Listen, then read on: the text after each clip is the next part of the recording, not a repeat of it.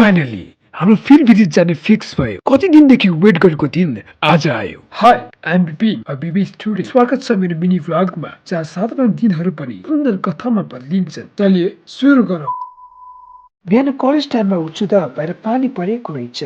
त्यसैलाई याद आयो छतमा पानी जम्मा हुन सक्छ फोहोर भएपछि। त्यसपछि भराङ लिएर छतमा हिँडियो। अब त्यहाँ फोहोर नै रहेछ अनि मैले सफा गर्न थालेँ। यतिको सफा गरेपछि त पानी परिने कुनै समस्या नै भएन। आज पानी परिराखेको कलेज जाम कि नजाम भन्ने सोचिराखेको थिएँ। तब घरपट्टिसँग छाता मागेर कलेज जाने निर्णय गरेँ। अनि हतारमा ड्रेस लगाउन थालेँ। त्यसपछि झोला बोकेर घरबाट निस्केँ। बाहिर पानी परिराखेको थियो। भिजिरहँदा कुनै हालतमा जानु थिएन अनि छाता ओढेर कलेज भने लाग्यो। कलेज जानु के ढिलो भएको थियो, प्रेजेन्टेसन भने सुरु भइरहेको थियो।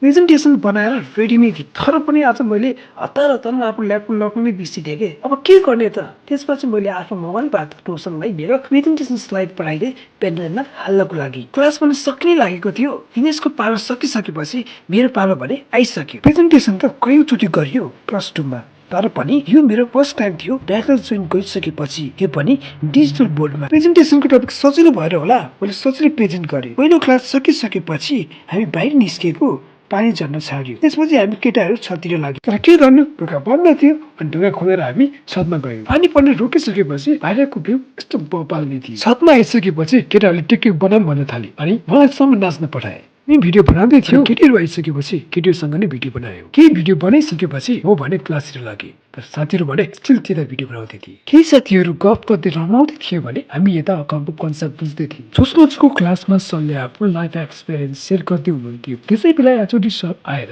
गुड न्युज दिनुभयो। त्यो सुनेर हामी झनै खुसी भयौँ। त्यो गुड न्युज थियो आउने बिहिबार हाम्रो फिल्ड जानेछौँ। त्यसपछि हामीले केही प्लानिङ गर्न थाल्यौँ, जस्तै केही बजेट बनाउन लाग्यौँ, कति खर्च हुन्छ भनेर। त्यस्तै अन्य कुराहरू गर्यौँ। आजको लागि यति नै। यी साना पलहरूमा साथ दिनुभएकोमा धन्यवाद। फेरि अर्को दिन अर्को सुन्दर कथासँग भेटौँला।